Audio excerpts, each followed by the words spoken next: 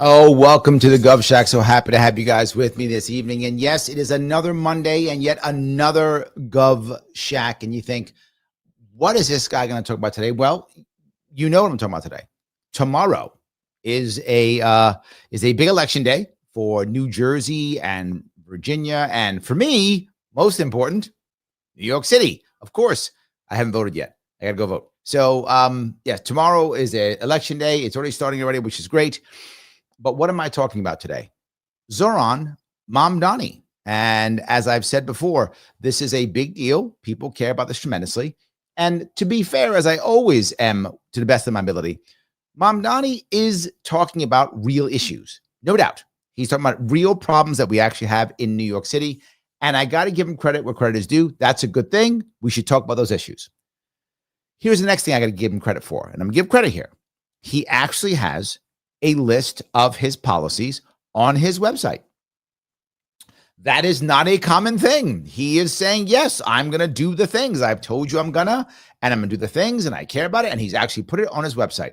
And I'm happy that he did. I mean, I wish more politicians would do that. I wish more people running would do that and have some actual policies and not just go other guy bad. So in that regard, well done. That part, I'll say, well done. But here's the part, not so great. His policies may not actually work. I think some of you know that. He may not even get them done. You may know that also. So I thought to myself, look, years ago, those of you who've been following me for a long time know, when Bernie Sanders was very popular, Bernie Sanders is a socialist and had exactly the same thing. He had all his policies listed on his website. So what did I do? I went down his website and I went through every single policy, every one of them. I think it was 4 shows, I think it was 4 shows. If you care, you can go to my Larry Sharpe YouTube page. You watch it on YouTube. Put in Bernie Sanders. I put Feel the Burn. I think it was Feel the Burn, something like that. I forgot what I did, but it's a separate playlist. You'll see, and it's Bernie's all my answers to every one of Bernie Sanders' policies. I went down the list and did every one of them. So I thought, why not do Mamdani also? Of course. Now I can't get them all done tonight. This will be more than one show. That's why this one's part 1. Tonight, I'm going to cover housing. Housing is a problem. Absolutely. Housing is a problem in New York State and New York City. It is, no question. He's right to talk about it. He's right to be concerned. And as Jimmy McMillan used to say, the rent is too damn high. That's not wrong. What are we going to do about it? How are we going to fix it? And before I walk down that road, and I will, guys, if you want to help me out, do me a favor, head over to LarrySharpe.com and donate. If you start hearing what I'm saying and you say, Larry, these are good ideas. I think we should do what you say. I think other people should hear this. Great. Then you click the like button. Click the like button if you want to. You know what? Share this. Repost this someplace. Yeah. If you like what you're hearing, do something else. Subscribe to this channel. Let more people see this and support the campaign. You guys know I'm running for governor. That's why I'm talking about these things. That's why it's called the Gov Shack. So help me out if you can. If you want to super chat me, super chats don't work here on YouTube because of the campaign. Instead, if you do want to super chat me, no worries. Head over to LarrySharpe.com/super chat. The link is in the description on Facebook and also on YouTube. Click that, put your super chat in, boom, I'll still get it. And I'll bring you right to the front if you want to. But the super chat goes through the campaign, not through anything else, not through YouTube. So that's how we do that because of legal stuff. That's how we do that. If you do want to help out there and get a gift, you can. LarrySharpe.com/shop. You can yourself a hoodie, a shirt, or a bumper sticker. Any of those things, please enjoy. Help out if you can so we can move this forward. All right. There are a bunch of questions. But before I go there, let me do something which is important, which is I'm going to show you that he actually does have it. I'm going to give the man credit. He put it right there. He literally put it right there. He's like, we're going to fix this. Here we go. Here are my plans. We got it. We're done. I love it. Good for him. Good for him. All right. So let me go to the first one. Housing. He's going to freeze the rent. Okay. That's his plan. His plan is freeze the rent. I'm freezing your rent as the next mayor of New York City. Let's plunge into the details. He's going to freeze the rent. New York City. More than 2 million New Yorkers live in rent-stabilized units, and they're... Now, I got to give him that. That's a good gimmick. Good gimmick. Good gimmick. I love it. But he's going to freeze our rents. Here we go. Rents are set by the Rent Guidelines Board. The board is made up of 9 members, and the mayor appoints each one. Doing this. Eric Adams' board has raised the rent every year he's been in office. Makes sense for a guy who said, I am real estate.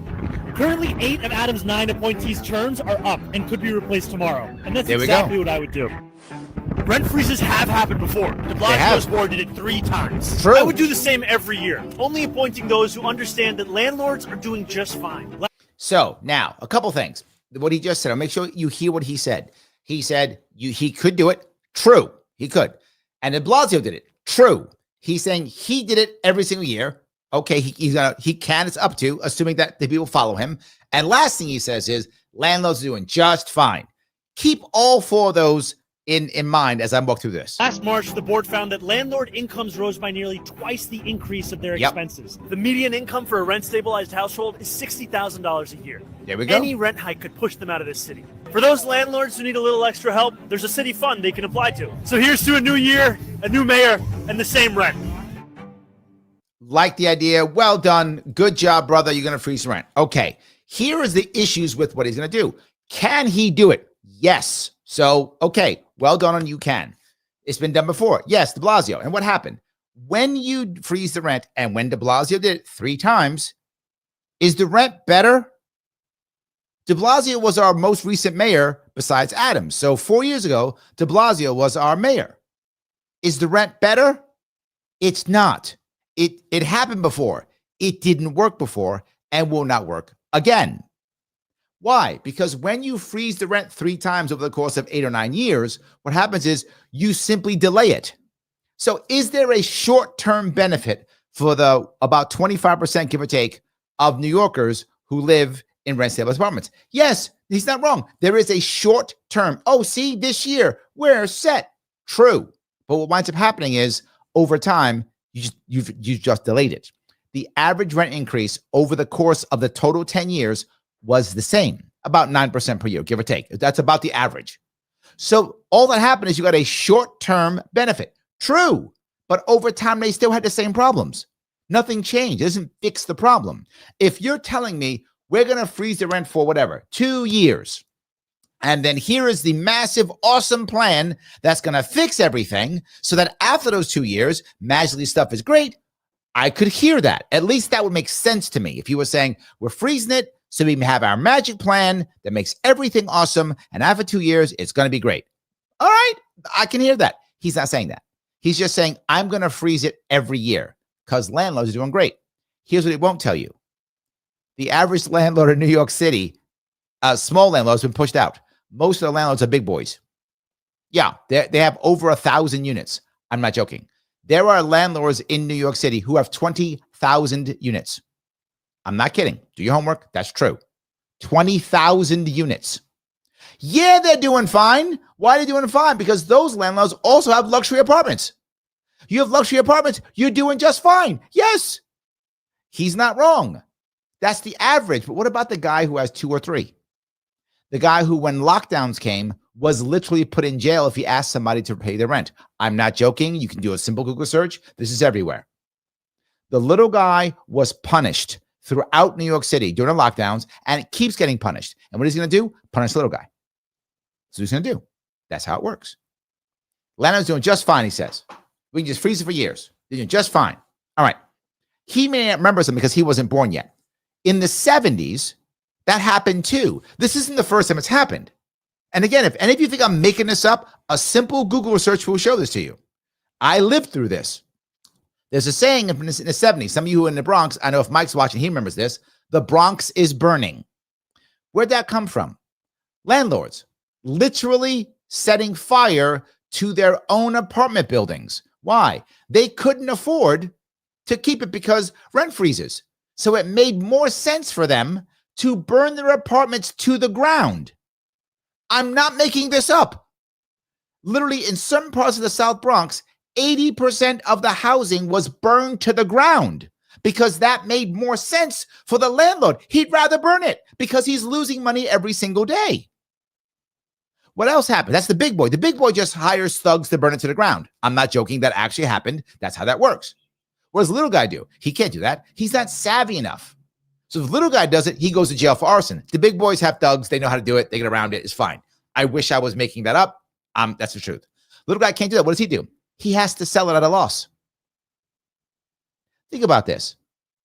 You and your family came from Italy, came from Greece, came from Ireland, came to America. You bought a small building. After time, you lived there. You actually bought it. You got 2-3 apartments in it, and you and your family live in one of them. Used to be a common thing in New York City. Not so much anymore. Why? This city destroyed them. Now you have a problem.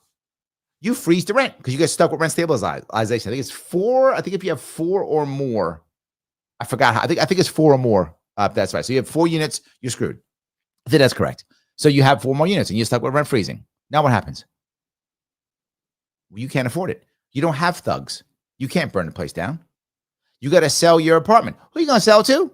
Oh, a big developer. This is literally going to go into the hands of big developers. How do I know that? That's what happened every single time you freeze the rents. The little guy gets screwed. And the big guy who has so much money, he can buy your property. So that's how he gets 20,000 units.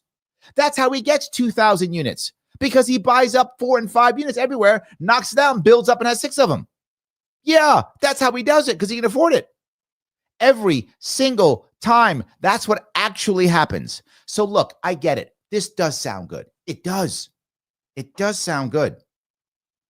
But in reality, what happens is you get literally landlords who will burn shit to the ground rather than rent it out. Again, already happened. I'm not making that up. And people who won't put stuff on the market at all. Nothing goes in the market. I'm not going to the market. I can't. Because the second someone goes in that place, you now have to put up the code. Well, you put up the code, but you can't raise the rent. So you put so much money into it, you would lose money putting it on the market. So you won't. So you don't put it on the market. What happens? Well, now there's less housing. So the rents go up. So if you freeze the rent for the 25%, what will the other landlords do with the other 75%? They'll raise the rents. So 25% get straight, the rest get higher rents until the rest of these pop up years later when he stops doing this. All right, next piece.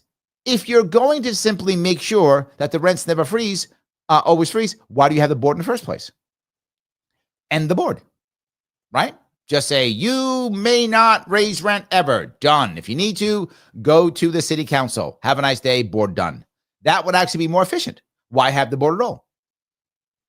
Doesn't make any sense. Just say done. Let the city council, allow for everyone to rent increases, and that's it. Or the mayor himself decides. Wave magic wand. That would make sense. Why do you have the board anymore? Doesn't make any sense. This plan is not going to work. It hasn't worked ever in the past. If you do any homework, you'll find that. But it does sound good, and that's a really good commercial. As he jumps in the water, I get why people like it. It actually, I get it. Well, Larry, if you're so smart, what are you going to do? I'm going to tell you what I'm going to do. I'm going to do the exact opposite, and I'm going to do it from the governor's mansion. I'm going to do it from the Gov Shack. I'm going to do it. I'm going to very simple. It is absolutely rent control is unconstitutional. It is. How can the government decide what you can do on your own property like that? How can it decide what contracts you make between others? As long as they're open and fair and there's no fraud, how can it do that? It's blatantly unconstitutional. It should never been done. This is more stupid FDR bullshit. Should have never been done and shouldn't be done ever. We simply make it to where there's no such thing as rent control. It's done. It's done. No rent control. Larry, then the world will end. No, it won't. How do I know that? Okay, I'm not making that up. Buenos Aires. That's how I know. Malay went in and said, rent control is stupid. It just makes things bad. Stop it. Within 1 year. So again, within 1 year, almost a 200% increase in housing. Let me say it again. Almost a 200% increase in housing. Now, can we get 200% increase in housing? Probably not. But can we get 50%? Maybe 25%. It'd be amazing. Any increase would be amazing. We're a city of 8 million people. Amazing. Any increase would be amazing. Just open. Why? Larry, it doesn't make any sense. How can reducing rent control, how can it put more on the market? Because there are tens, if not hundreds of thousands of units that are not going to the market because the landlords can't afford it. That's why. That's the reason. They will lose money to put it on the market. So they won't. Why would you put a rent apartment on the market when you lose money? Or they just break even and one guy won't pay his rent and they're screwed. Of course not. 200% increase in Buenos Aires. Not just that. Did the rent go down? Did the rent go up? Rent went down 40%. Let me repeat that number. Rent went down depends on what you are, between 30 and 40%. I like 40% because I like it, so I'm going to say 40%. But it's between 30 and 40%. 30 and 40% went down. Decrease. Wait a minute, Larry, how can it go down? Doesn't make any sense if you allow them to do whatever they want. Because it averages out.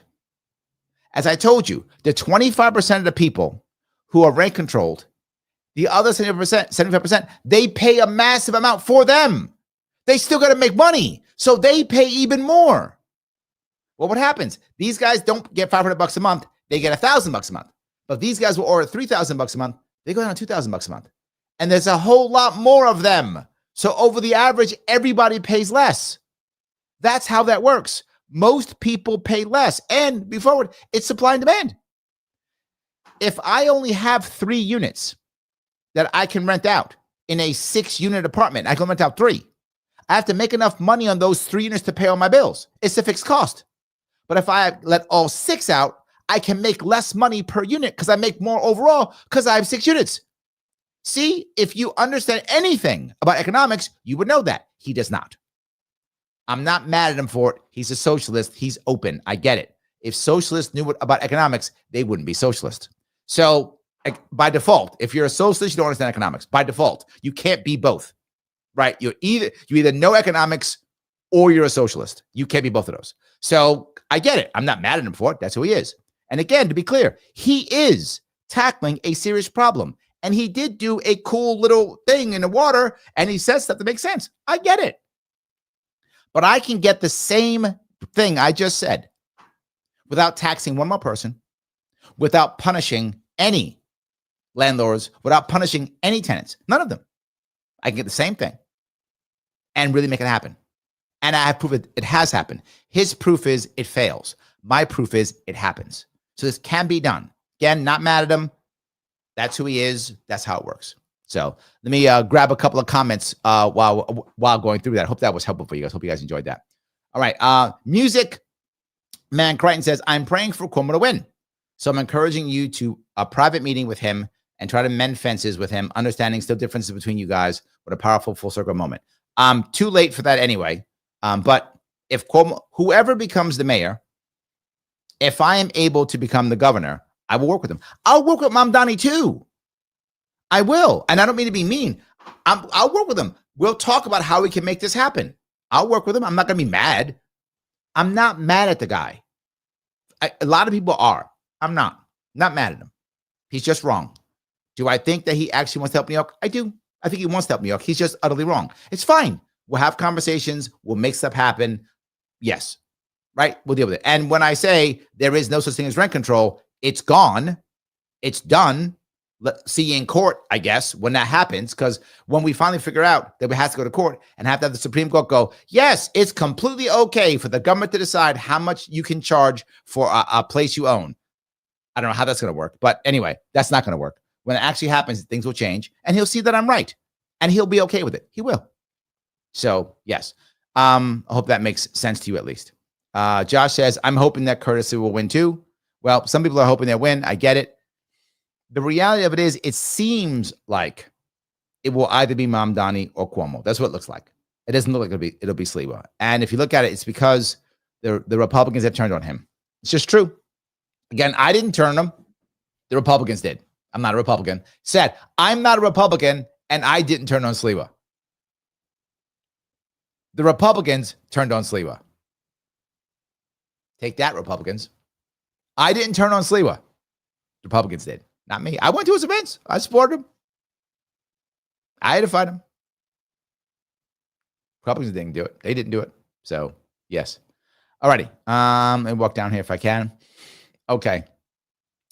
Rick says, to turn around an issue, you spend 60 years calling them socialist. Actual socialists no longer move the needle as much. Oh, interesting. Yeah. He goes on to say, just like calling everyone ists and phobes. Yeah, and see, that's your valid point, Rick. And this is a Republican problem too. Well, I'm beating Republicans tonight. Well, also Mamdani. I'm beating Mamdani and Republicans tonight. So I got both sides. The Republicans have called every Democrat they hate a Marxist, communist, a blah, blah, blah, whatever. And they're not. They're not. They're socialist. They're not. He is an actual socialist. But you hear Republican propaganda. Oh my God, Kathy Hochul, socialist, Cuomo, socialist. And I told you always, that's Republican propaganda, not true. Not true. Those guys are literally just mainstream corporate Democrats. This guy's a socialist.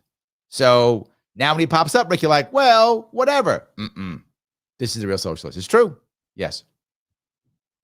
Alrighty. Mike is in the house. He says, I want Sleeper to win. Him and I have gone together to Sleeper events, actually. Trump pushing Cuomo could be a deep fake to crush Cuomo since New York City is hyper progressive. I don't see that being helpful. Maybe. I don't know. Maybe. Michael's on with the question. He says, question is, has the majority been so demoralized they don't show up to vote in person? Most conservative Republicans won't. Not that there are enough to really matter. I don't think that's true. I know you want to disagree. Mike disagrees. Mike thinks that there's going to be a very low turnout. I disagree. I think it's going to be a massively high turnout. I think a lot of Republicans and conservatives have been, scared into voting. Right? This is similar to when Democrats have been scared into voting, right? Like, oh my God, Orange Man bad. You got to come out and vote against, Orange Man. Trump is evil. Who's the candidate? Oh, a terrible person, but who cares? Just vote for the blue no matter who, because Trump is evil. I think that's kind of happened here with Republicans and conservatives in New York State. Mamdani's evil. I guess not Orange Man. Brown Man bad. So instead of Orange Man bad, Republicans got Brown Man bad. Brown Man bad. Vote against him because the Brown Man's bad. I think that's hit a lot of conservatives and Republicans. That's my gut. I think they come out too. We'll find out tomorrow, though, Mike. We will find out. But I think I'm going to be right in this one. We'll see. I'm wrong once in a while. But look, I'll give it to Mike. Mike called the 2024 election perfectly. So kudos to you, Mike. I think you blew this one, though. I think this one you blew. But we will know. We'll know tomorrow either way. So, all right, let me keep going down the short if I can. I'm looking over at Instagram and I see the Roast Pig 1776 says, I'll never understand why anyone would be a landlord in New York City. I'll tell you why. It's two reasons. One, you're huge and you're making so much money hand over fist. You don't care. You just keep investing, keep investing, keep investing. That's option one. Option two, you have property and you want to be somebody and you think I've got some property and I want to try to make things work. It's the American dream, which New York City has crushed a gazillion times. Those are two reasons. And we should stop crushing them. We should stop. So, yeah. He goes on to say, this guy has never had a real job. He has no idea how to govern. And he's one of those idealist zealots that lack logic and finances. Doesn't lack finances, but logic, maybe some of that. I think you're right. But he's got finances. The guy raised $1 million. So he's got finances. That he's got. All right. Let me grab a couple of these more if I could.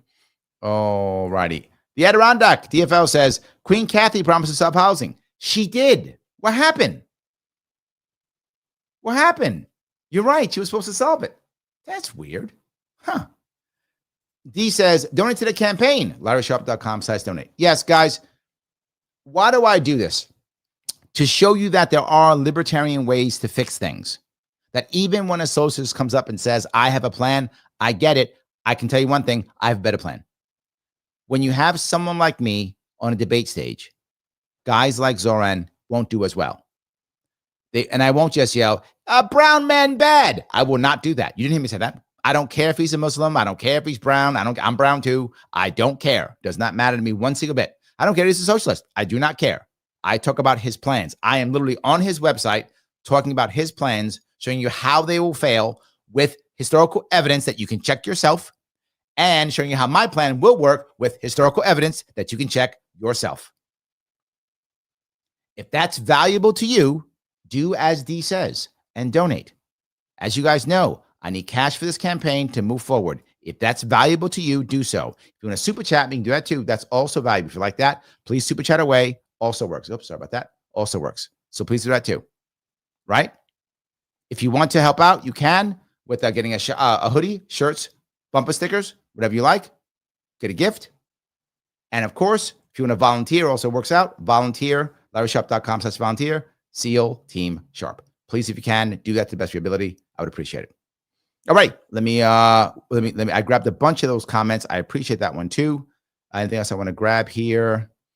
Kim says farmers burned hog houses in the early 80s. Yes, absolutely. We do see that.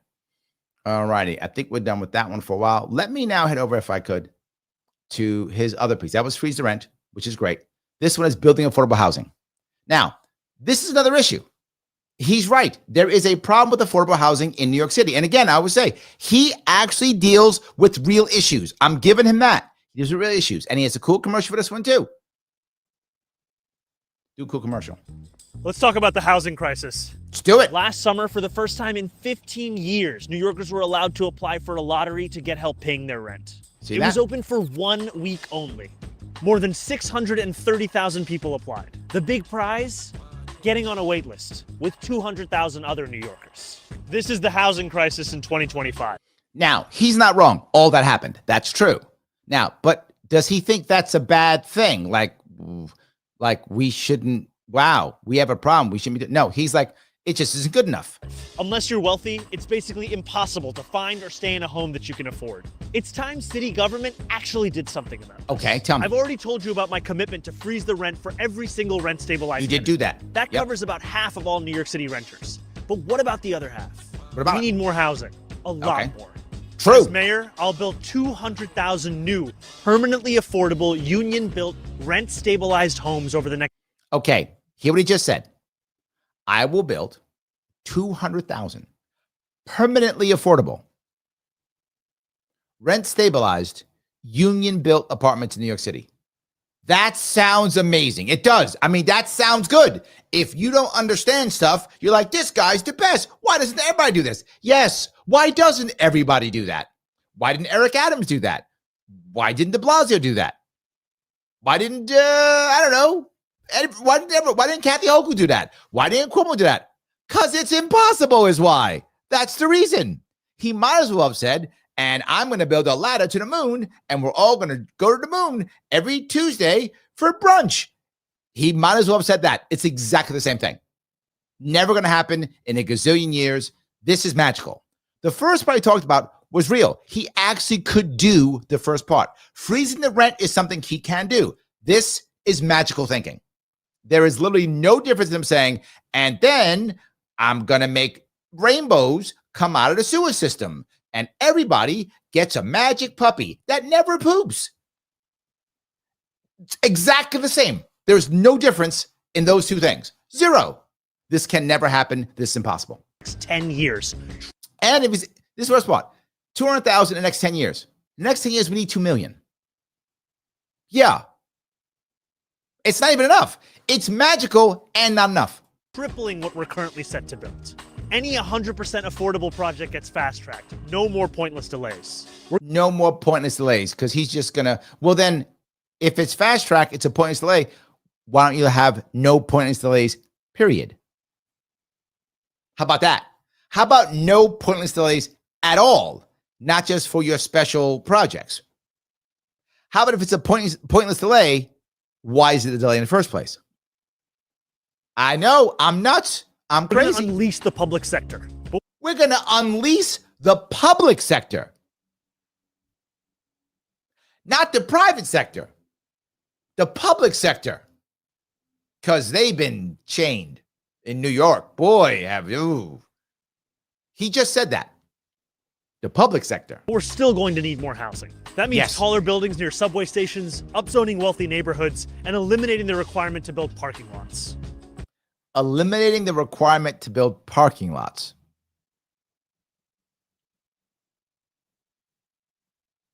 So we're going to force the 15-minute cities, aren't we? But we should guide these changes through comprehensive planning, not a piecemeal approach. I know.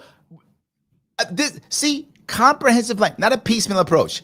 This is, to be very clear, I want you to be clear. That sounds amazing. And his rhetoric is good, guys. You're wondering why he's doing so well. This is very good rhetoric. And I'm not teasing when I say that. I'm seriously, This is very good rhetoric. It sounds really nice to the average person, right? We need real planning, right? We're not piecemeal. What he means is don't let the market do its stuff. Centralized planning will work. Okay. I'm going to give you a list of all the times this awesome centralized planning has worked. You can be here for a while. You ready? Finished. Centralized planning doesn't work. It's not a thing. It's not the most efficient way of doing things. It's not a thing. Yeah. Centralized planning. Ask the Soviet Union how that worked. Oh, wait, didn't. Yeah. No, bad idea. But that's what he wants. Now, people who like socialism will say, you don't understand, Larry, what he's talking about. And what socialism means is workers having the ownership of the means of production, right? I actually get that. I'm actually for that. You've heard me. I have plans to make that happen. In his last two things, where was that? Oh, wait, nowhere. And then people who attack him as a socialist go, he's talking Soviet Union stuff. He's talking that. And then the people support him go, he's not talking that. He just wants people to have more control. That's what I say. What did he say? Did he say people having more control? He didn't. Did he say localized control? He didn't. Did he say community control? He didn't. Did he say co-ops? He didn't. That's not what he said. He said centralized control. He decides what neighborhoods get wealthed up or whatever he said. He decides. Centralized control.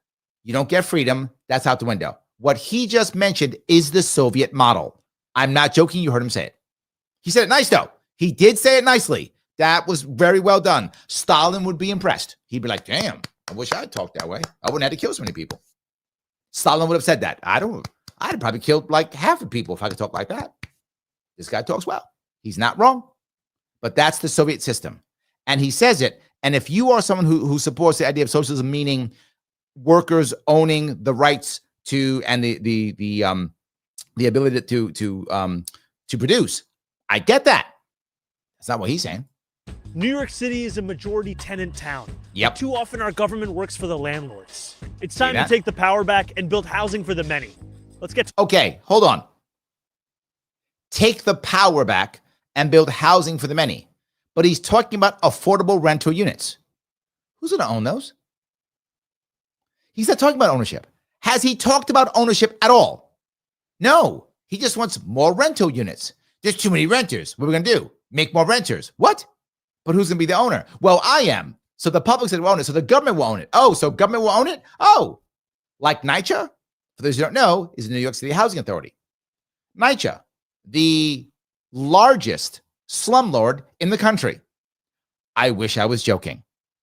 NYCHA is the largest slumlord in the country. And he's like, let's make a larger slumlord. That's what he's saying. So basically, Soviet-style buildings, Soviet-style everything you see, those old, remember those old, those apartment buildings? He wants Soviet style. I'm not making it up. You've heard him say it. Where was the ownership piece? Nowhere. He didn't say, we're going to unleash our local communities. We're going to unleash the private sector. We're going to unleash small landlords. No, he didn't. We're going to unleash the public sector. His words, not mine. His words. This is Soviet style stuff. If I'm making it up, you tell me. to work.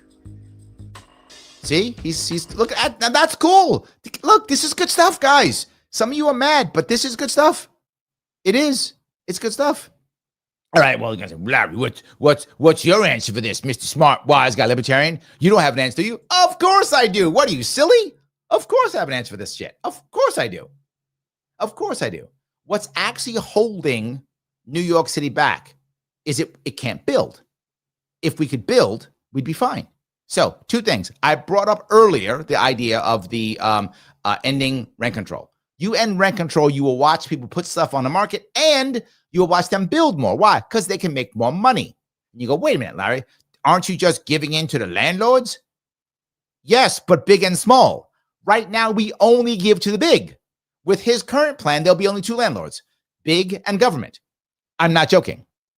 With the current plan, there's big, sporadic little, and NYCHA, the largest slumlord in the entire country. So that, which is government. Sorry, government equals largest slumlord in the country. They're the same. So that's what it is right now. With his plan, They'll be massively big because they'll eat up all the small ones as they get crushed underneath this. And then massive slumlord, like the biggest, double, triple slumlord. That's what they'll be. And under his plan, you heard him say it. So first off, immediately end rent control. You will watch within a year things change. I explained already how, but I'm not done. Next, focus every single thing on rent to own. Focus on rent to own. Why? Rent to own does several things. One of the biggest problems we have in New York City and all the cities, but this is New York City because he's running for mayor. One of the biggest things is gentrification. People come in and buy up and push the renters out. I get it. That's true. That's a real thing. Gentrification is not made up. That's real. Well, do you mind gentrification if you own? No, you don't. Gentrification sucks when you rent. When you own, it's amazing. It's amazing when you own. If you own, your property value goes up. So what do? You either decide to stay there and have a nicer property, up to you. You give it to your family member, up to you. Or you sell it and put the cash in your pocket, up to you. Gentrification is wonderful if you're an owner. Let's make more owners. Ownership is what he didn't talk about, which is the most important piece. I would like less renters in New York City. Has he mentioned that at all? No, that's the plan. The plan should be less renters, more people who have ownership in the city, in the system, families who live here, who want to stay here because they own. Ownership is the key. Even if you're a socialist, you can still own it yourself. You own it, not you can own it yourself. It's totally fine. Not a big corporation. You own it. That would be great. Rent to own is the key. How do we do that? Two ways. Number one, you take all NYCHA, all of it, and you shift it as fast as you can into rent to own. Now, you also allow private landlords, big ones, if they want to buy it. Why, Larry? Now you're helping landlords out. No, I'm not, because they only buy if it's rent to own. So it's a temporary buy, and then other people get it. It becomes owned by the people there. It becomes a co-op by default. He's a socialist, and I'm talking about co-ops. He's a socialist, and I'm talking about co-ops. Let me say that one more time. He's a socialist, and I'm talking about co-ops. You can make it all co-ops. Let them all stop buying into it. Why not? Well, why would they do it, Larry? Why would they? Here's why. One of the biggest issues landlords have in New York State is once they sell the property, they get hammered with massive income tax. That's how New York State makes a bunch of cash. Massive income tax. Okay. If you want to buy this literal slum that NYCHA owns, literal slum, if you want to buy it, you may. Buy it up, fix it up, put the code. It's not rent stabilized. Do whatever you want with it, but it's public housing. So you've got to take Section 8 and all those other things. That's what you got to do. If you're going to do it, up to you. But here's the good part. You go rent to own. As you start selling those units back, guess what? No tax. Larry, union, no taxes. Yes, because that's how you incentivize as a government, knucklehead. That's how you do it. Yes. So you have people who actually know how to fix things. Why? They're landlords. And it'll be temporary for them. It's a temporary hit. It's a rotation for them. They would see one of these things. Oh, let me buy that, fix it up, sell it off, pay no tax on that. Done and done. Just make some cash. But Larry, they're just rotating through. Yes. But what am I doing? I'm creating co-ops for people who are working class and less than working class. So when you're saying, Larry, you're saying people who get Section 8 housing will be able to buy their home on Section 8? Yes. Yes. But Larry, it's not fair. They're in public assistance. So we have two choices. Choice number one, we can pay their rent forever. Option one, which is our current system. Pay their rent forever. Option one. Option two, they get rent to own and then they own it and we stop paying their rent. Not just that, some private equity company or some big landlord bought it so the state actually made money and stops paying to fix it. So the city actually saves money. What? Yeah. The city saves money, number one. Number two, the people actually get to buy the home so that we can stop paying the rent. What? Yeah. Section 8 gets lowered. Yes. Crazy, right? But more importantly, a culture of renting begins to go away. A culture of ownership begins to happen. And when gentrification happens in that neighborhood, people aren't mad because they're owners. Rinse and repeat. Rinse and repeat. Again and again. Section 8 housing, rent to own. Public housing, rent to own. Let people buy it, move it through. Co-op, co-op, co-op, co-op, co-op. What? Yes, not crazy. Freaking the right answer. People start actually building more houses. Why? Because we're incentivizing them. Michael, Larry, that sounds good. That sounds good, but come on now. We can't build anything. True. So you got to keep going. We have to end several things. One, landmarking. Landmarking in New York City is embarrassing. About 2 or 3% of all housing is landmarked. It's insane. What does landmark mean for those who don't know? Landmark means a board, I'm not joking, decides what you can do on your property because someone landmarked it. Wait a minute, Larry. Someone? Yes. Someone can landmark your property in New York City, and it's not you. Now, if you want to landmark your property, it's your property. It's fine. I don't know why you would, but you could do it if you wanted to. But you could. It's your property. You could. But if it's not your property, literally, I go to your property. I go, hey, Phil, that's a nice old property. I would like it because it's in my neighborhood to never get knocked down ever so that I can keep my house looking nice. I'm going to say we should landmark your property. That actually happens all the time and legal in New York City. Then, of course, the landmark board, they decide because they're the gods of real estate. That's New York City. Yeah, that should be landmarked. Okay, great. Now, Phil, you can't do anything to your property unless we say so. I'm not joking. That's how it actually works. Okay, you might say, Phil, well, fine. Then you guys can help me pay like the bills and stuff. No. What if I get fines and fees? You can help me pay those? No. What if my property tax goes up? You can help me with that? No. What if the city comes by and says I have to make changes and you won't let me and I get fined for it? Oh, well, guess you're screwed. Yes, that's how it works. That shit needs to go immediately. Immediately. Again, utterly unconstitutional. Completely wrong and bad. He didn't mention that at all, did he? And if you think I'm making any of that up, just Google New York City landmarking. Nothing I'm saying you can't simply check up and go on Google and watch how it works, or whatever, ChatGPT or Grok, whatever you use. Doesn't matter. Wherever, it's simple. You do that. Has to go away immediately. Second, we have to end this goddamn zoning issues that we have across New York State, especially exclusionary zoning.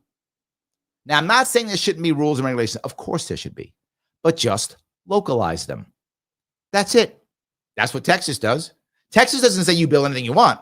Texas says you localize your own little boards with your own codes. You do it locally. That's it. So you don't worry about things like parking and, drainage and stuff like that. It's still there. You localize them. Somehow Houston isn't falling apart. Dallas isn't falling apart. The homelessness problem in Texas is 1/10 what it is here. I'm not joking. 1/10. Or maybe less. They don't have a housing problem. And the rents are nowhere near as bad. Nowhere near as bad. These are major cities. Dallas is a major city. It's a major airport hub. Houston's what, the 4th largest city in the country? 3rd, 4th, whatever it is. It's huge. They don't have the same problems we have. Huge cities, major transportation hubs. They don't have the problems we have. Why? Because of our stupid laws. He didn't mention any of that, did he? He didn't say nothing about that. I'm the one talking about letting localized communities control. I'm the one saying stop the government from landmarking your shit when it's your own property. I'm the one talking about co-ops and rent to own. And he's a socialist. None of my plans require force. None of my plans require extra cops. None of my plans require one thing: freedom and trusting people locally. That's it. Freedom and trusting people locally, and no centralized control. So I just gave you an answer for affordable housing. I gave you an answer without centralized control. And the best part is you could build far more than 200,000 units in a year. Far more. Far more. Have you seen this stuff we built in Manhattan in a couple of years? Those high rises? Build them. We have rules in New York City. It's like if a building is 4 stories high, if you knock it down, you have to build a 4-story building there. Why? Why? Let local people decide. Maybe they want a high rise there. Put it there. What do I care? Let them decide. Why am I deciding? Because I want to make sure I maintain my neighborhood. Well, that's called NIMBYism, and it's what makes everything go broke here. So why we're dying here? We have to build in a city. We have to fix the city. That's how we do it. That is the answer that we have. Get rid of that stuff. So anyway, I know that's kind of interesting, but you could rotate through that entire thing, and before you know it, you've got a bunch of people who have ownership. People are no longer complaining anywhere near as much about gentrification. And here's the most important piece. There are a lot of New Yorkers who can't imagine owning. a home or a co-op at all. They can't imagine it. This allows them to. Add on top of that, allow for tiny housing. Tiny homes is important. You might go, why, Larry? There's a couple reasons why. Number one, tiny homes is the best way, well, not the best, a good way to get people who've been homeless off the streets. For those who work with the homeless community, very often if someone's homeless, the problem they have is they become accustomed to having a small niche someplace. It becomes almost habitual. If you give them a larger home, they would just hoard themselves in one area because it's a habit. You're going to get them to break the habits. Tiny homes with large communal areas to get people who've been in the streets for so long back into society again. Do that.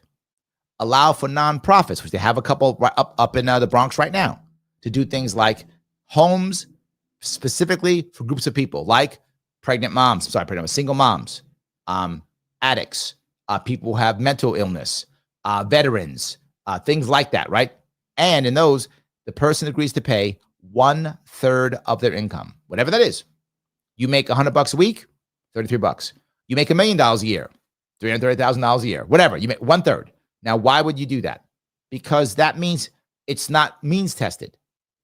So if you make $0, you pay 1/3 of zero. 1/3. That's all it is. Now, how do you pay for that? You make it like a Ronald McDonald House. It's literally paid for by a corporate sponsor. Oh my God, Larry, you in corporations? Yes. Yes. Why? Because how do you pay for it? Taxation? No. Larry, we have to tax the rich. Okay, we know that doesn't work. Never has worked. Does not work. We know that. So what do? We incentivize the wealthy to do the right thing. The wealthy and corporations don't care. They're apathetic. They do not care. Will it help me? Yes, they'll do it. Does it happen to be good or bad? Whatevs. I don't care. Note what I said earlier. Incentivize them to do rent to own. They will. Not because they care about rent to own or because they care about, poor or working class people. They don't care about them. Of course not. But they care about making a quick hit and not paying taxes. Oh, they care about that a lot. Give them that and they'll do the right thing. Or we can try to tax them. They will write the laws, as they always do, get around it, not pay the taxes, and we're still screwed. We've done tax the rich before. And what happened? Where we are now. So let's instead incentivize them to do the right thing because they make money on it. So incentivize them to have these houses for these people so that these people can get off the streets. I know, nuts. So what winds up happening? We know this. It's already worked. You can do your own homework on this too if you want to. This has already worked. What happens is people, as they start to get into these tiny houses and these specialized places, they begin to reintegrate in their own societies and start talking again, becoming more social again, getting back out in the world again. And some of them become successful. Often early on, not many, but some do. That becomes the example for the others to go, maybe I can become successful too. Maybe I can do that also. That winds up happening. And then people start changing and the culture begins to change. Note what I'm changing here. I'm not just changing the policy. My policies are also changing culture, right? People are saying, I can do this. I should do this. I want an ownership mindset. I want an ownership culture. Big difference. And then if people start becoming successful, will often stay in these communities anyway, even when they're starting to pay more money. So now they're making, they were making $1,000 a month and they're paying $300 a month in rent. Well, now they start making more. Now they're making $2,000 a month. They're paying $600 a month in rent. They're like, I'm going to stay. Why do they stay? Because they feel comfortable and they help others. They feel like leaders. They become mentors. It has already happened. Now they're making $3,000 a month. Now they pay $1,800 for this one bedroom. Like, maybe. Then they start moving out. But it's on their own. They move out when they're ready. Some actually stay longer. That has already happened. It is proven. It can work. So I'm literally telling you how this thing can work. Rent to own has worked a couple times in other cities. It's also failed too. Both of them they both worked and they both ended. So, all right. Let me keep going down here if I can. This is actually policy. The intro he talks about what he's going to do. Investing in the private sector, right? There's a $100 billion commitment. You can do all this stuff. I love that. Triple the amount of all this capital funds. Oh, I love this stuff, right? All this stuff. How's he going to pay for it? My God. Municipal bonds. He's going to pay for it through municipal bonds. $70 billion. Well, that sounds pretty easy. New York City, $70 billion. There's one problem, minor problem. New York City already has about $100 billion in debt. Yeah, a little bit more than that. If you count like unfunded stuff, yeah, about $300 billion in debt. So we already have $300 billion in debt if you count unfunded stuff. Little over 100 already, and he wants to add 70 billion. Yeah, it's gonna be tough. Do that. Tough. What's our budget already for New York City? About 100 billion. So the budget's 100 billion. He wants 70 billion in bonds. We already have $100 billion in debt. If you count unfunded stuff that we owe, now it's 300 billion. That ain't gonna work. That's not gonna work. Yeah, sounds nice. We'll just do bonds. See? That'll work. That's what again, this is his plan. That's how he's going to pay for it because he got all this money. Fast track planning review. All right. You could do that. Or you could just make a rule. Little rule. It is all through localized boards. That's it. And if they can't give you a reason to say no in 45 days, it's approved. Done. The city becomes shall issue. I know now Curtis Lee was mad. He doesn't like the city of yes. He hates it. I just make Curtis Lee mad. I don't care. We have to build. We have to build. 45 days. They can't tell you why it can't be built. It's built. Go. Do it. Start. Done deal. That's how you fix it. That's how you fix it. Not this stuff. Not what he's talking about. It's not the right answer. You could do it again. So yeah, he's going to increase staffing levels. See that? Did I talk about increasing staffing levels? No. Did I say more this? No. He said increasing the number of people who work for NYCHA. That will increase abilities to ensure housing gets preserved and built. No, it won't. We've been doing that for years. NYCHA is a slumlord. NYCHA is a slumlord. People in NYCHA have a higher percentage chance of getting black mold and rats. I'm not making that up. I'm not making that up. It's a disaster. And he always goes, it's more funding. It's not funding. They always say that. They always say that. So again, this is plans, right? Municipal bonds, rental assistance, great, and comprehensive planning, right? So he's saying, you know what we need? More zoning. What could go wrong? More zoning. Because he says here, his words, it's high time to reform our disjointed planning and zoning process to create a holistic vision of an affordability, equity, and growth. So centralized planning. We need more zoning, more planning, because that would work. But what he's saying here is, we just need more planning. Okay, I get that. Makes sense if I'm outside listening. Why didn't Adams do that? Adams can't plan. He doesn't have people who know how to plan. Couldn't do that. No. De Blasio couldn't plan. Didn't have people who could plan. Couldn't do that. No, couldn't hire anybody who could plan. That was impossible. You the only guy knows how to plan. Just you. No one else could plan. They could all plan, right? Bloomberg couldn't plan. He didn't know how to plan. Couldn't do it. Giuliani, no idea how to plan. None of these guys know how to plan. Only you know how to plan. But that's what he's saying. See, if only these guys had more control and had if they had a tighter iron fist, then we'd win. And of course, the biggest one is eliminate parking minimums. So of course, yeah, of course. And advocate to expand rent stabilization. This is his plan. So more centralized control. I'm not joking. Supporting climate sustainability and accessibility. How are you going to build cheaply with that? So you're going to follow all of this up to get greener cities and get rid of cars. That's going to make people happy. Who wants to, if they have a family, rent a place that has no place to put their car? Something like that. Yeah. And then, of course, more rent stabilization, which has failed for the past 80 years. Let's do more of that. I wish I was making it up. Now, the difference you saw with me is while I critique his plan, I give respect for his presentation because it's really good. And those who think it's not, you're wrong. This is very good presentation. This is very good presentation. This doesn't look Stalin-esque at all from presentation. I mean, it literally is, but it doesn't look that way at all. It's very good presentation. And second piece, while I do critique, I give you an answer. I don't just go, he's bad. While I go, brown man's bad, I then go, brown man also has answer. So see, double brown man. We're good. So I hope that works. All right. I thought it was interesting. Let me grab some more comments if I can. All right. Andrea says, is the government going to stop raising property taxes too? No. I've already told you my plan to cut property tax in half. But he's okay. The last thing he's going to do is cut taxes. You know he's a socialist, right? Last thing he's going to do. If he cuts taxes, he got hit on the head with a brick or something and lost his mind. That's the only way to do it. Yeah, absolutely. Say Knows 1984 says, the big guys have the cash weighted out, the little guys stuck. True. You get it. It's exactly right. Music Man Crying says, Larry Sharpe for New York City Mayor 2029. I thought you liked me. I guess you don't. I guess you hate me. Okay, there we go. No, I'm running for, if you haven't figured out, I'm running for governor. I want that job. If I wanted the mayor job, I would run for that job. I want the governor job. That's why I've run for it 3 times. So yes, I'm going to go for that one instead. So there we go. Sino goes on to say, unfortunately, Larry, no elected person cares about the Constitution anymore. True.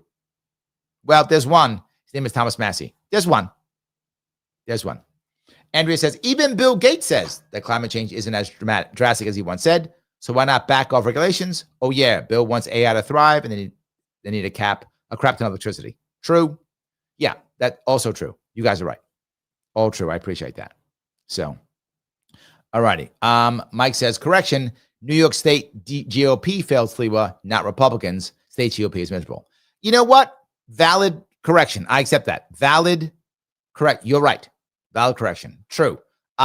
It was not Republicans. Most Republicans, not all, actually like SLEWA. I think you're right, Mike. It's a valid point. Most Republicans actually like SLEWA. Republicans not. But the leadership at the state dropped the ball completely. They dropped the ball on SLEWA completely. The New York City leadership, you're right. I should be clear. It's a valid correction. Thank you for that correction, Mike. The GOP leadership absolutely failed SLEWA at the city level and the state level. They failed him. There we go. Thank you. I accept that completely. All righty. Let me see if I go down here. Okay. Mike says 38% turnout, 25 to 27% for SLEWA. All right. I'm going to give you mine. Turnout will be at least 40%. I mean, yeah, at least. And a SLEWA will not break 20%. He might get at 20. He will not get past 20. He will not break 20%. The highest he will get is 20%. That is his cap. I think he'll be lower than that, but he will not break it. That is my prediction. We'll know tomorrow, Mike. We will know tomorrow whether I'm right or you're right. We'll see. Or maybe we're both wrong. Maybe SLEWA wins and we're both wrong. We'll see. That'd be kind of cool, wouldn't it? All right. There we go. All right. Let me keep going down here if I can. All righty. Mike had a lot to say today. Okay. This is Mike's thing. Okay. He says, every Dem since 1990 has promised to fix housing, roads, jobs, crime. True. Dems control the state through all of that. Every election going further left to make Mamdani normal. No one promise ever failed. Well, what I'm going to say is the Democrats go so far left to make Mamdani normal. No. Did they go further left? Yes. But their rhetoric went so far left, and the rhetoric made the right look so crazy, and the right didn't help because the right responded in exactly the same way. I think that's what happened. So, yeah, that's where my head is. So, all right. Libertarian says, send Larry a super chat at LarrySharpe.com/super chat. Yes, guys, if you want a super chat, please do so. I'm trying to grab more comments. I want it to be a back and forth, but you can. And also, remember, this is still a fundraiser, guys. Right? I'm still running a campaign. I'm copying what Giuliani did. For those of you who don't know, years ago when Giuliani was mayor, he used to do a radio show on WOR Radio 710. And it was, I believe, John Gambling's show, 10 a.m. on Thursdays. He would come on and take live calls, go back and forth, talk to people. Did it for years. When he left the mayorship, Bloomberg came in and copied him, kept it. He was like, it was good. De Blasio didn't. But yeah, so I want to be able to talk back and forth. But I'm still running a campaign, guys. So I do need help. So if you can donate, do so now. $5 or $10 a month is great. $100 a month if you got it. If you're in a good spot, then share the wealth, brother. If you're in a good spot, voluntarily. This is voluntary. No taxation. Voluntary. If you're not in a good spot, do $5 or $10. If you want a hoodie or a shirt or something, head over to LarrySharpe.com/shop. And if you say, look, Larry, I've given enough or I can't give any more, then volunteer. I need you on SEAL Team Sharpe. I need you coming to my events. I need you cutting and pasting. I need you copying. I need you hitting the like button, all those things. Please do so. Speaking of that, if you haven't done it already, please click the button known as like. If you can, Lima, India, Kilo, Echo, click that button if you can. Also, please share or repost it someplace. Put this into a Facebook page or something. It does matter if you can. Please do so. Every bit counts. All righty. Bronna says, although we disagree at the core, Larry, I sincerely am rooting for you. Oh, thank you. I find your honesty refreshing and appreciate you have counter policies to the idiots out there. But that's my point, Bronna. The reality of it is these people that are following him, they see that he's got a good, warm and fuzzy message. It feels good. And when no one else is a good message or no message that feels good, they go there. It's true. They wind up going there. It's the way it was. So, yes. All righty. Adirondack says that wasn't real socialism. True, it wasn't. Yes, absolutely. All righty. Where was I? Andrea goes, let's build government housing. That works never. True. Absolutely true. Accurate. It does not work. Yeah. Andrea says that sounds like the projects. Yes. Absolutely. Yes. It's true. 100%. All righty. Let's see here. Oh, I don't remember this. Mike says in the Democratic primary, he promised to build 700 new housing units. Is that true? I didn't know that. But that tracks. I believe that. That tracks. I don't remember that. I don't remember that promise. But yeah, now in the election, he promises 200K. Yeah. You and I both know none of this is going to work, dude. I mean, if you could build 200,000 units, every mayor would have done it. They would have done it already. If it was that easy. We'll just plan better. Come on. So yeah. All righty. NYCHA says NYCHA is government housing. The side of NYCHA housing in the Bronx blew up last month. Oh yeah. Yeah, I remember saying, yeah. Don't you want more of that? No. NYCHA is a disaster. Needs to be gotten rid of completely. Yes. Tearing down completely. Justin Hill says, pointless delays are how socialists wear down the hopes and dreams of regular people. Yep. Also true. Yes. Oh, you guys get it, right? You guys understand what's happening. Yes. All righty. Bronna says, I keep sharing your shows, but most of my Facebook peeps are anarchists.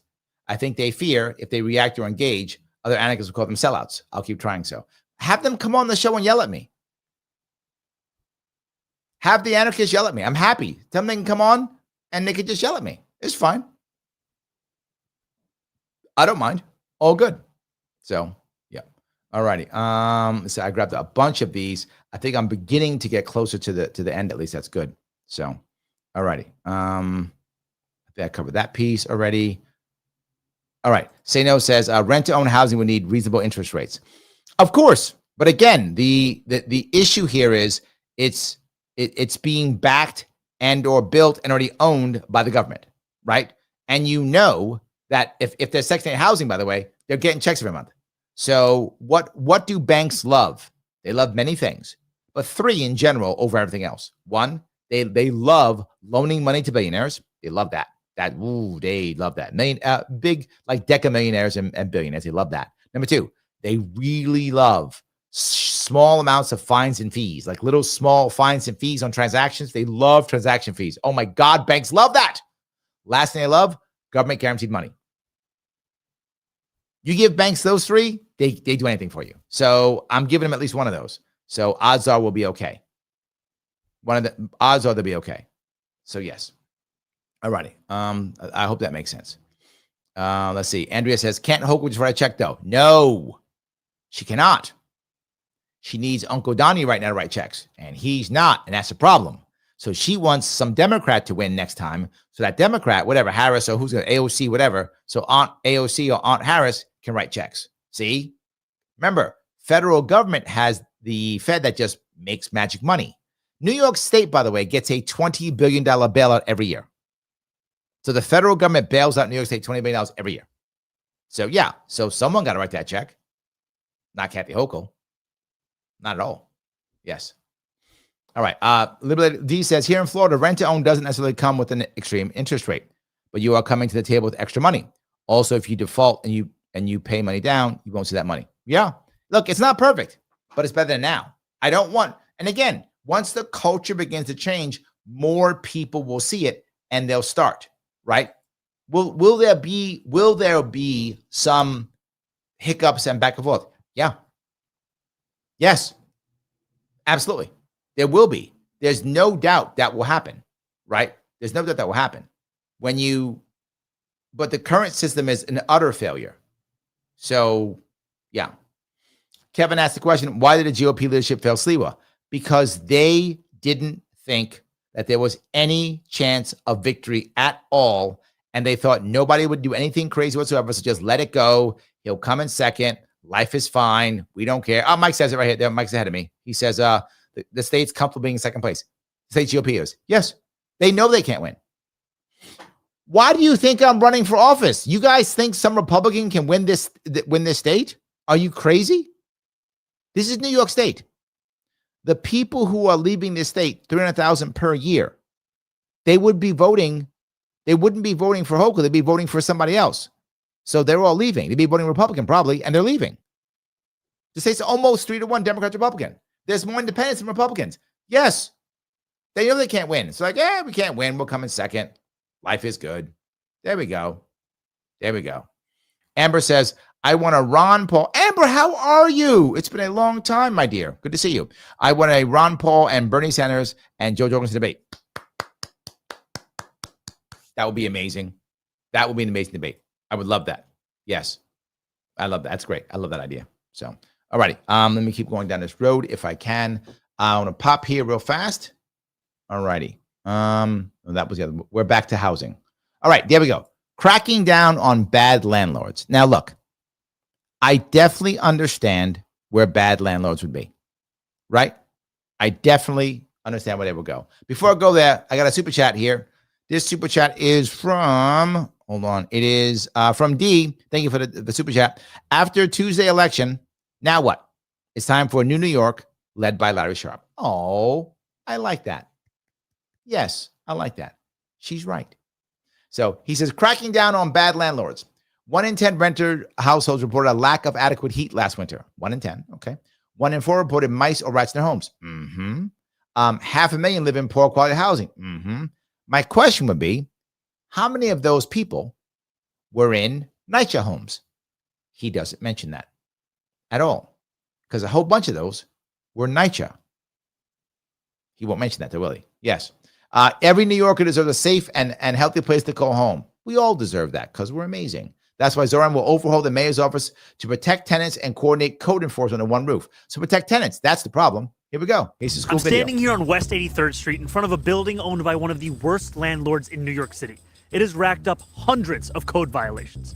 After years of neglect and ongoing pressure from tenants, the city finally stepped in and sued the landlord. But even that didn't fix these issues. Now think about that. What he just said. Now, again, nice. Again, done very well. You're a landlord.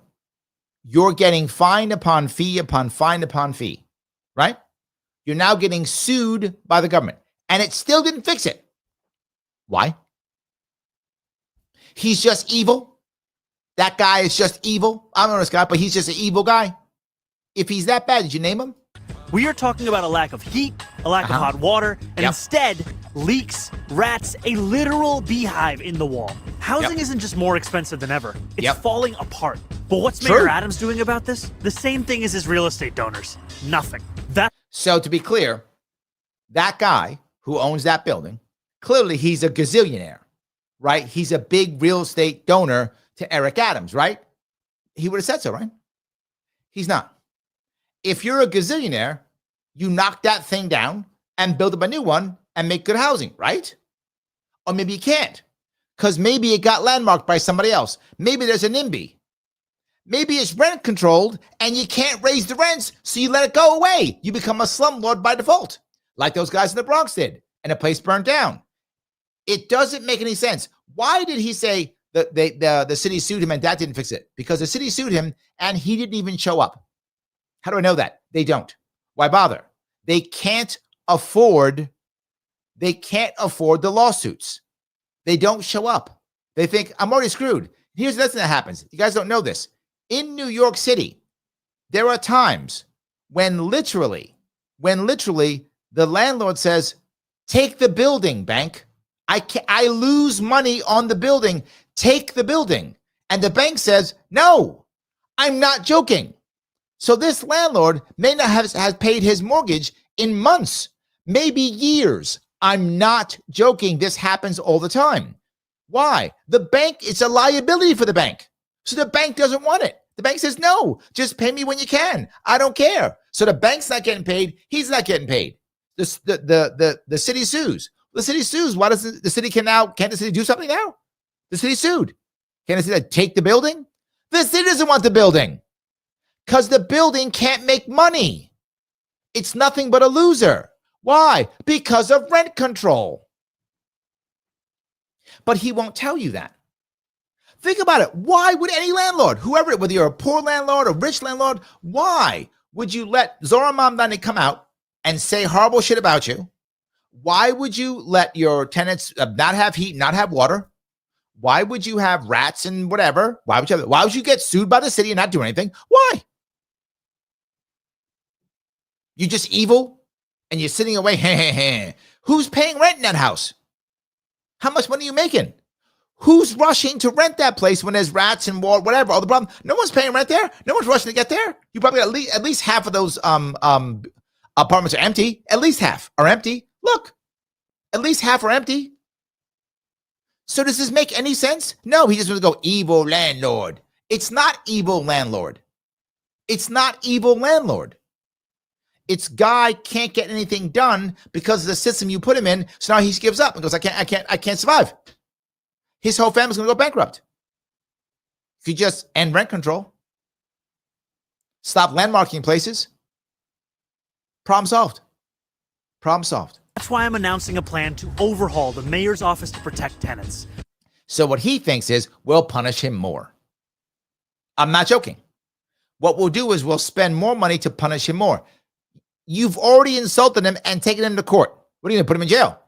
They used to do that. During the lockdowns, they put landlords in jail. I'm not joking. Check it out. So they put him in jail. Did that help? You know what it did? Smaller landlords got in trouble. Here's why. The people who go to ask for the rent, if it's a smaller landlord, it's the actual landlord. He doesn't have thugs to do that, right? I'm not joking. That's how New York City works. So when he goes there, the tenant calls this office he's talking about and goes, this guy is harassing me. And he gets arrested. I'm not joking. Now, big landlords, they have real estate management companies. They have thugs. And the thugs they use are former cops. I'm not kidding. That's a real thing. Because only former cops in the city can carry firearms if you're a former cop. So you're a former cop, you carry a firearm, you go politely ask for the rent. They call the cops on you. You know the cops. You told the precinct before you showed up that was going to happen. You don't get arrested. That's New York. That's how that actually happens. And I'm saying this publicly. I'm running for office.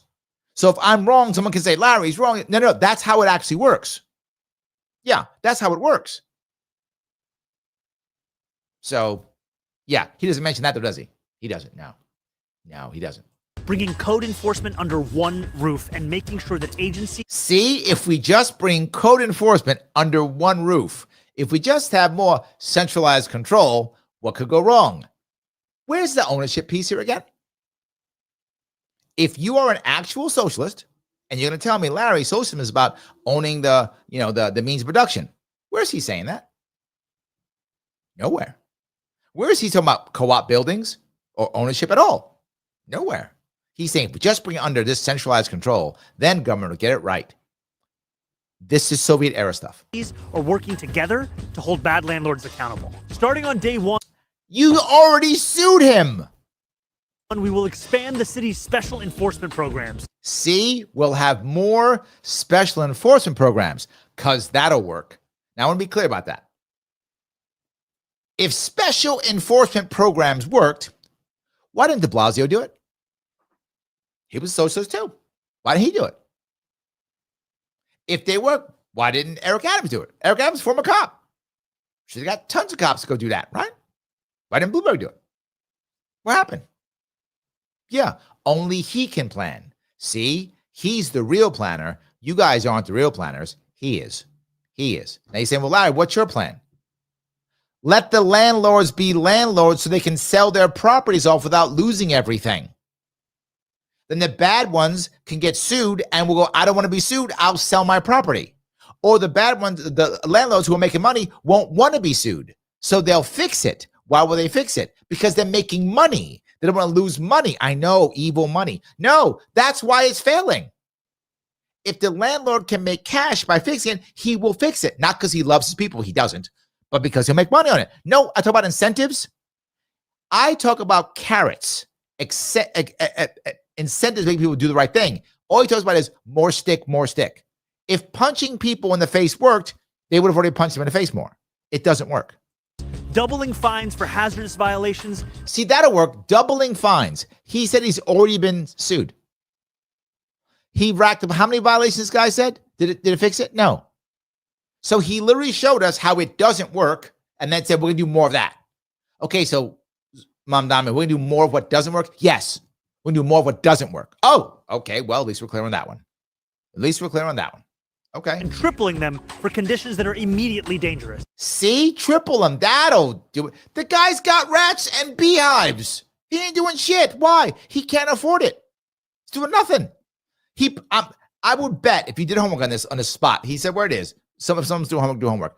I would bet that landlord already said, bank, take my property. I'm losing money. I'm taking a bath here. Take my property. And the bank said, I don't want that shit. New York City will make me, oh my God, I'll never do that. I'll never do that. Ever. Yes. And now he's like, well, we'll sue. Well, good. I bet this, because it happens always. I bet that when they went to court, the landlord didn't even show up to court. He's accepted whatever. He's like, I'm not going to court. He's going to yell at me. I don't care. He's like, I already got all these fines and fees. We're going to double fines and fees. The landlord's like, make it $1 billion. Make it $1 gazillion. And you might go, well, then he'll have to pay. He won't, because the landlord doesn't own this building. Be very clear. The landlord doesn't own this building. His company owns this building. His company can just go bankrupt. Right? And it's going to go bankrupt. They probably asked him to not go bankrupt. I'm not joking. They probably asked him, please don't go bankrupt, because then the bank will have to take it, and the bank doesn't want it. So the bank probably told him, please don't go back. I'm not joking. This actually happens. The bank goes, please don't go bankrupt. If you go bankrupt, we have to take the building. He's like, I know. Take my goddamn building. I'm losing money every year. I'm going broke owning this building. Please just take the goddamn building. It's yours. Just take it. It's $0. Take it. I'm not paying your mortgage. I'm not paying these fines and fees. I'm not paying shit. Take the building. I'm taking a bath every year. And the bank said, we don't take a bath. And the city could take it. The city won't take it. Shouldn't the city just take the building? I'm sure he ain't paying his taxes. I'm sure that building hasn't paid its property taxes. I'm sure it hasn't. Why else there's all these fines and fees? He didn't pay property taxes. Have the city take it. The city doesn't want it. This is throughout New York. For those of you who don't know how ending rent control lowers rents, this is exhibit A. I can guarantee you, if that building has 6 units in it, or whatever, that's 8 units in it, maybe half are being rented. Maybe.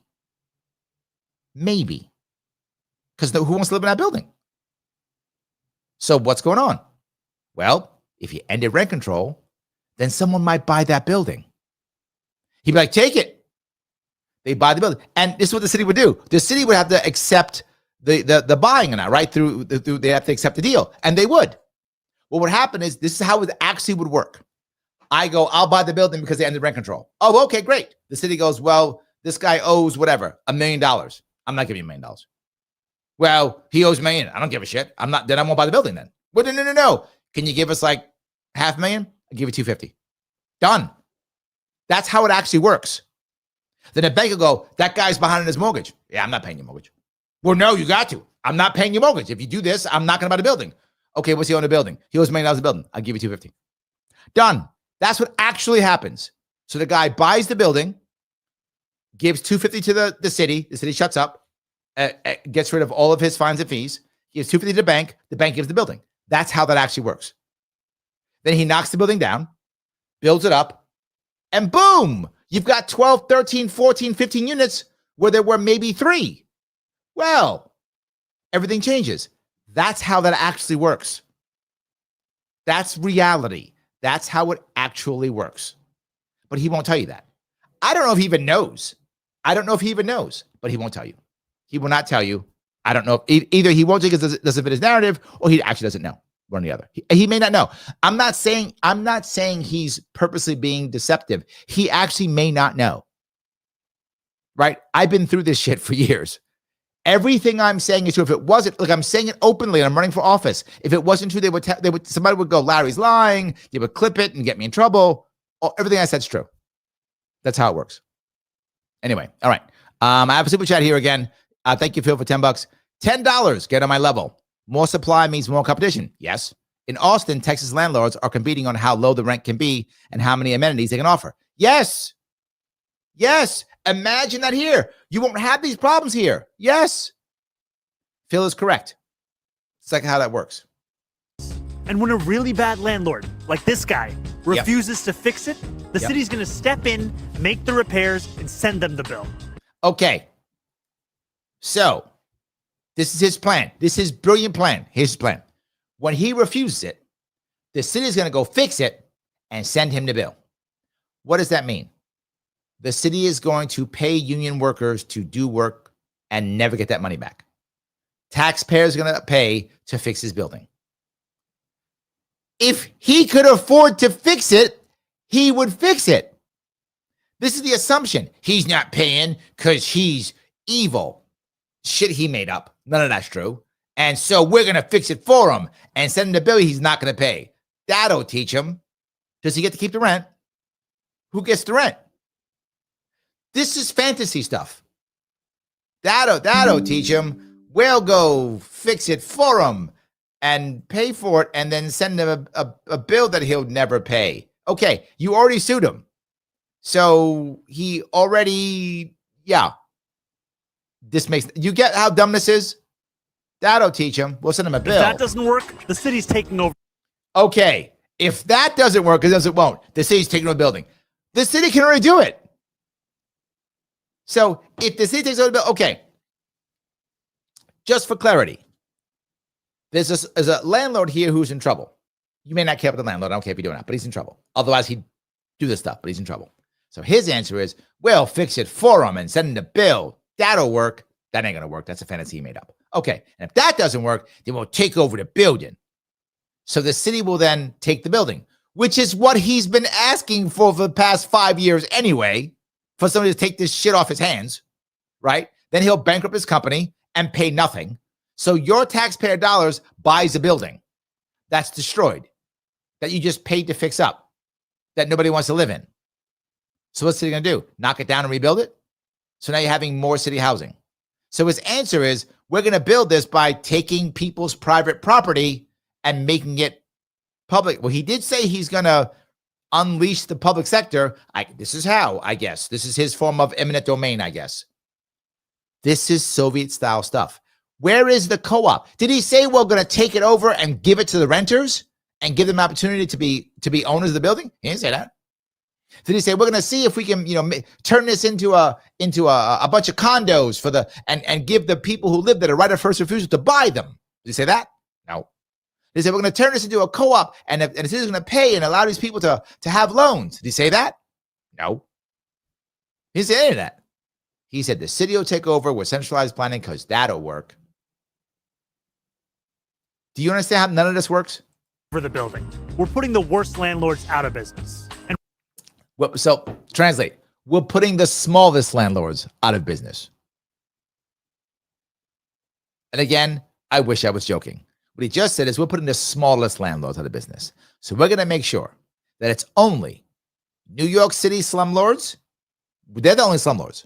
New York City has the slumlords, and then wealthy guys who have at least 2,000 units or more. So slumlord, city, and wealthy people who have at least 2,000 or more. That's him. So yes. We're going to transform 311. He's not wrong. By bringing the latest in cutting-edge technology. Scheduling appointments with inspectors so you actually know when they're showing up to your apartment. What? So more inspectors come to your apartment so you can find people more. So you know what? You know what's going to get people to build more housing? I'm telling you, this guy's got the plan. This is the plan. We need to build more housing. Great. Wonderful. How are we going to do that? By putting all the small landlords out of business, which you just said. Wow. Okay. Having more inspectors so that they can inspect and fine and fee and give fines and fees to more landlords. So no small landlords will ever have any chance at all. Only the big ones will. Because here's how the big ones work, by the way. Remember I told you about that deal they make? Here's how big landlords work. Big landlords have a similar issue. They often get lots of fines and fees. So if I have 20,000 units, 10,000 units, 5,000, whatever I have, at the end of the year, I owe the city a bunch of money. Say I owe the city, I don't know, $500,000. I go, that's a lot of money. They go, yeah, you owe us $500,000. I'm not paying that. Well, yeah, you have to. I'm not paying it. Come after me. Sue me. I don't give a shit. It's worth me suing you. Like, I have lawyers on staff. Because I'm a massive landlord, I have literally real estate lawyers on staff. That's not a joke. That's a real thing. So sue me. My lawyers I paid them anyway. They'll run you into the ground. Sue me all day. I'm not paying $500,000. You know, if I sue you, I'll be able to break down a bunch of these things. I'm maybe going to pay you half. I tell you what, end of the year, I'll give you $250. I'm sorry, I give you $350. I'll give you $250. Take it. And the city goes, okay. The city negotiates every year on all the big boys.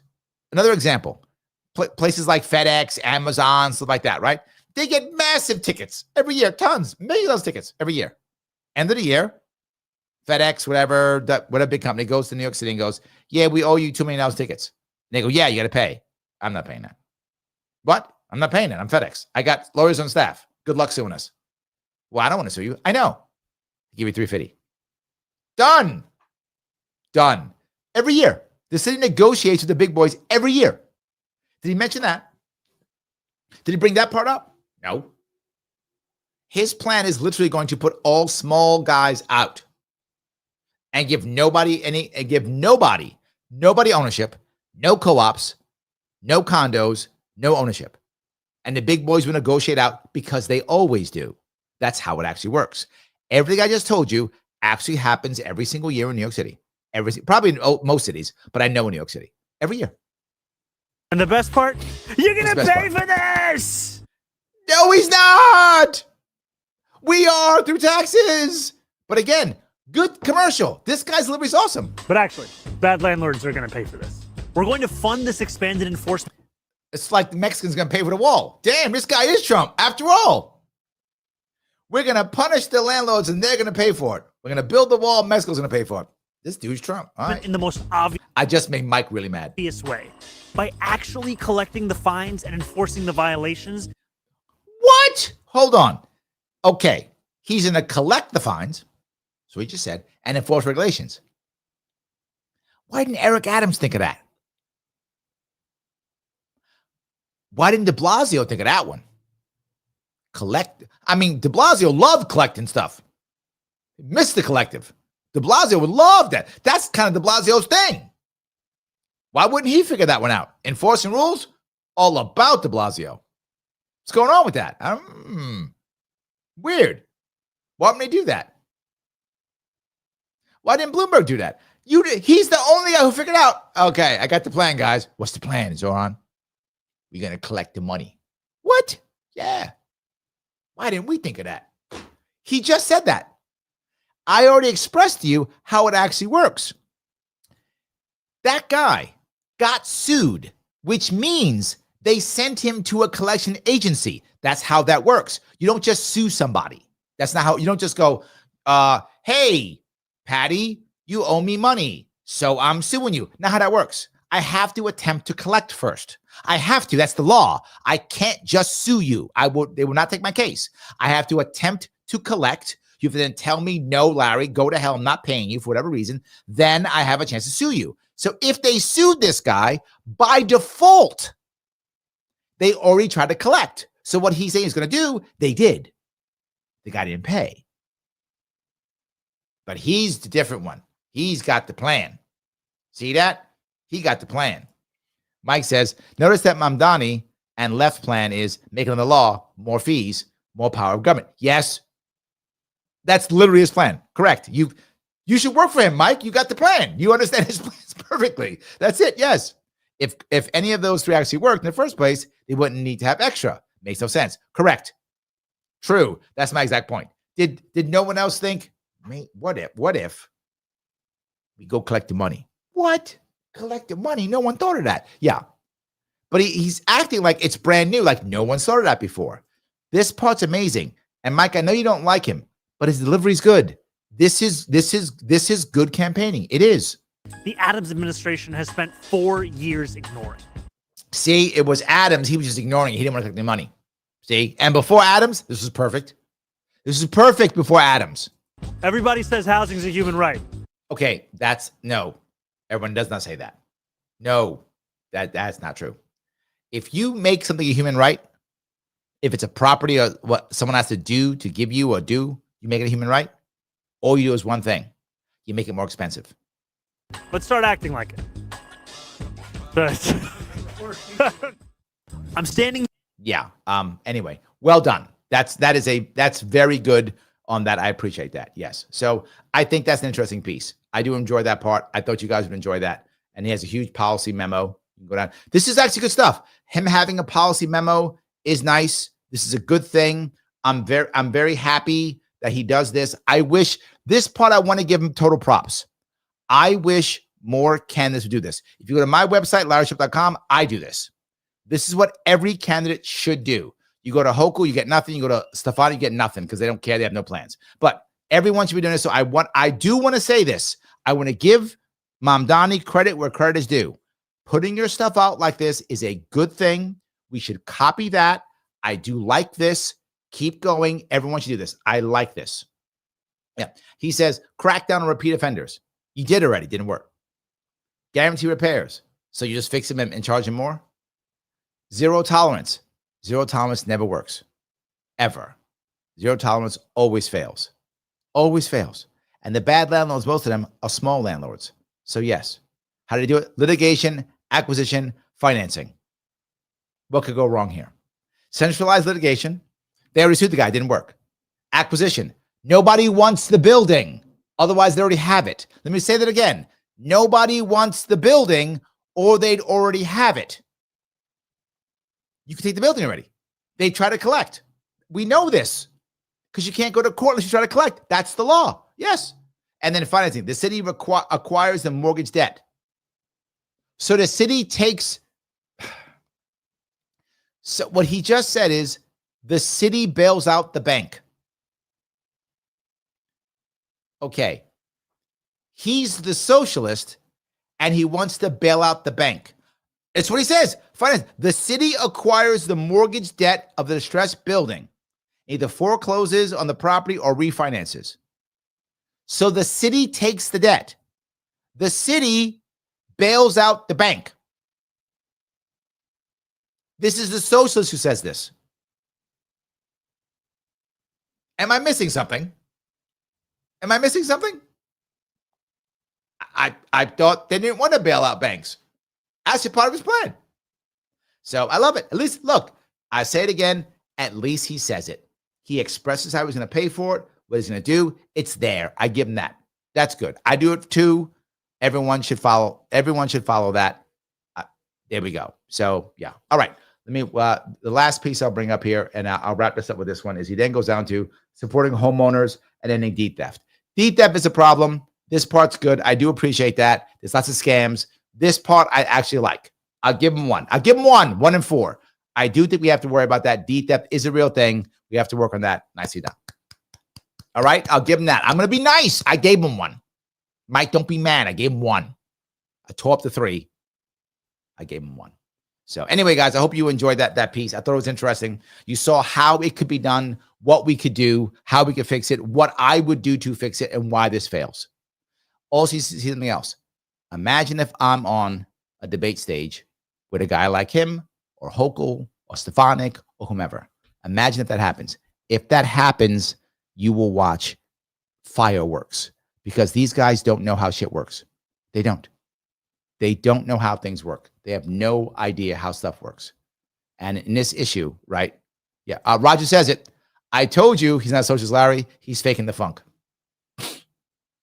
I agree with you, Roger. I went down the road and expressed how he's He's a Soviet. At no point in anything I saw there at all was there anything about ownership, about an individual person. If anything, he's crushing small landlords who might be trying to build their own self up. At no point did I say how he's going to, did he say I was going to make, allow people to have co-ops? None of that. That wasn't part of his plan. That's all done. That's all gone. I completely agree. So maybe he's already sold out. Maybe. I'm not sure. Maybe. Guys, what I'm asking you to do, please, guys, if you like look, I'm spending an hour and a half here trying my best to give you real ideas, real back and forth. Please do me the solid of clicking the button known as Lima India Kilo Echo. Please do that. It's not too much to ask. It does matter. Please make it happen. If you can, share this someplace, repost this someplace, whatever the case may be. If you have not subscribed to this channel yet, or to this page, wherever you're watching it, please subscribe. Every little bit counts. I'm trying to grow this so people see what I'm talking about. You guys see, I give actual answers. I can go back and forth in reality on how to fix this state. In this case, fix the city. Now, I just picked one piece. I only did housing tonight. I'm going to come back again. You will see me on Wednesday. I don't know if I'll do it on Wednesday or not. I might, depending on what happens with the election. If not this Wednesday, I'll do it on next Monday. But one of my next Gov Shacks, I will bring up the next piece. And the next piece is maybe 3 or 4. I did all 6 with Bernie. I think I did 6. I think it was 6 or 4, whatever it was. I did a bunch with Bernie. I did all of Bernie's policies. I will do all of his. And I will show you how what he's saying is incorrect. However, he says it very well. His delivery is great. His campaigning is great. Kudos to that. And he's touching real issues. I will show you why he's wrong, but not just that. I will show you how I can make it right. Never do I hide from this stuff, ever. I don't. If you like that, then it's important. Then support my campaign, LarrySharpe.com/donate. You've given already, give again if you can. Or do me the solid I love. Do a monthly, $20 a month, $25 a month, $15 a month, whatever you could swing. I'm asking you to give me a year. I'm giving you a year. I'm here every week for a goddamn year. So I'm asking you to be here for a year, once a month for a year, 1 year until next November. This time next November, 1 year from now. So do me a solid, 1 year straight. Give me $10, $20, $15, whatever. If you're in a good spot, you can swing 50. If that's where you are, I hope you're in that spot. If you are, do it. Remember, I'm spending time doing this here. I'm not working. So I need you to do that if you can. Please give what you can per month. Move forward. I need lawn signs. I need shirts. I need palm cards. All those things. I need Facebook ads. I need all those things. That's not free. That costs cash. These guys have tons of money. If I'm able in New York State to get to $500,000 from 5,000 New Yorkers, I get $3 million. I'm going to say it again. New York State has matching funds, 6-1. If I'm able to get New Yorkers to give me $500,000, if that happens to 5,000 New Yorkers or more, or make more, New York will match that 6-1, $3 million. With $3 million, this is a winnable race. Let me repeat that so it lands in your skulls. With matching funds, this is a winnable race. The man you're talking to right now, the man you're looking at right now, the man you're listening to right now could become governor of New York. I'm not joking. If I'm saying I'm not joking, I'm not. So if you live in New York, give me between $5 and $250. That's what they'll match. If you don't live in New York, give me money anyway, but they won't match it, sadly. But still give me money anyway. I need the cash to move this thing forward. Yes, Larry, why are you asking me for money? Because I'm giving too, so I'm asking you to give. So please do so if you can. It does matter. Please do so. If you want something for it, you can. LarrySharpe.com/shop. Pick up a shirt, a hoodie, a bumper sticker, whatever. If you get a bumper sticker, put it on your car so people can go, who's this Larry Sharpe guy? And they can Google me, and more people see me, more people like it. It works. Even if you're not in New York State, if you're in Illinois, if you're in Pennsylvania, if you're in Alaska, doesn't matter. People see it. They go online. I get more views. People see it. More money comes in. This gets bigger and badder. I get bigger shows. Yes. No matter what, though, volunteer if you can. LarrySharpe.com/volunteer. I need you to join SEAL Team Sharpe. I need help. Online matters. It is a big deal. It is a big deal. Please do it if you can. It does matter. Roger says, socialists believe in co-op ownership. Yes, but this one doesn't. So that's what I'm saying. I agree with you. This one doesn't. That's why I don't think he actually is a socialist. I think he's a Soviet. Right? Mike says it. Here we go. Okay. Mamdani calls himself socialist, but I confirm Larry. Mamdani says Soviet socialist. Yes. Yes. He's not your type of socialist, Roger. It's obviously true. Andrea says, we appreciate you, Larry. Thank you. I appreciate that. Patty says, Larry, pray I win the lottery so I can finance your campaign. We're having food issues here. Oh, I'm sorry to hear that. It's a tough spot to be in. That's a tough spot to be in. Yes, I'm sorry to hear that. So yes, don't worry about it, Patty. I'm glad you're watching. I'm glad things are going well. In that regard, you're watching. But let's see if we can get some help up there. I'm going to be up in that area this weekend. I'll be in the area. I think I'm in Essex County, I think.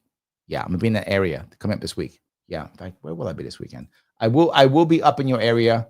I'll be in Essex and Franklin County. So kind of around you. I'll be around you this weekend. If you look, there is actually a poster up on my social media. If you guys want to check it out, there is a poster up. You can check it if you want to see where I'm going this weekend. So please, if you can be out there on Friday, Saturday, or Sunday, check the poster and come on out and come say hi. You'll be in, I'll be in Keysville. There we go. Yes. So come on out there if you can, and we can see me. Look, I'm not joking when I say I'm campaigning. You see me doing this often, but you see me out almost every weekend. Not every weekend, but many weekends. I'm out there seeing people, talking to people. And when I go, I just go out and I just talk. I just chat. It's what I do. Let me grab this piece now and I will show you. Hold on. All righty. Patty, I'm going to have to push you off to the side for a second here. This is where I'll be. I will be in, there we go. I'll be in the Skyview restaurant in Kingston, Friday, November 7th at 12:30. The Party in Glass, 6 p.m. in Saratoga Springs. That's both Friday. Saturday, I'll be in the Village Rose Coffee Shop in Keysville. And I'll be at Amato's in Tupper Lake at 2:30. And then DePrinzio's in Clayton, New York at 7 p.m. And then Sunday, I will be at the Upstate Bar and Grill, 11 a.m. So 6 stops this weekend. If you're in any of those, this is North Country, Central New York, kind of Hudson Valley area. If you want to come down, say hi, please come out and see me if you can. Love the chat. And again, just come see me.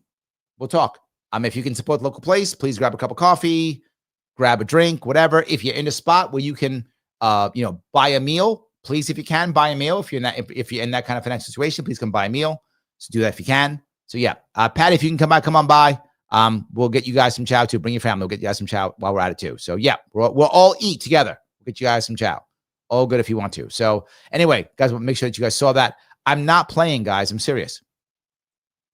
I've done over 700 events across New York State already in the past 8 years. I'm not done. You might say, Larry, why in the world should I give this time? I'm going to tell you why.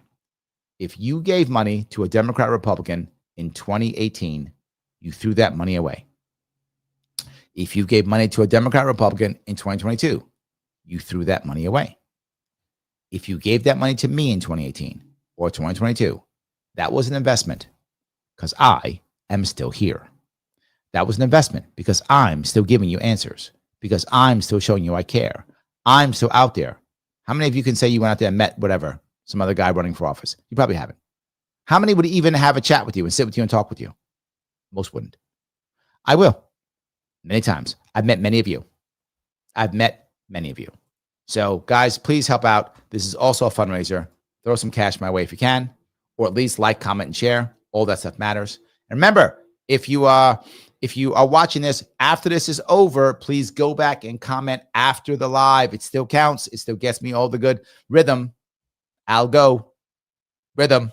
Guys, I will be on tomorrow. I'll be on tomorrow on the Sharpe Way. If you care about that, please go see there. But I'll be back here on the Gov Shack. Remember, if you want to see the Sharpe Way, that's on Sharpe Way Properties. Larry Sharpe now, only on Larry Sharpe Properties. Only now. We made a switch. If you want to see me on Larry Sharpe, Gov Shack is Wednesday at noon. We'll see what happens tomorrow. Will Mike be right? Will I be right? We'll figure it out tomorrow. I'll see you all very soon.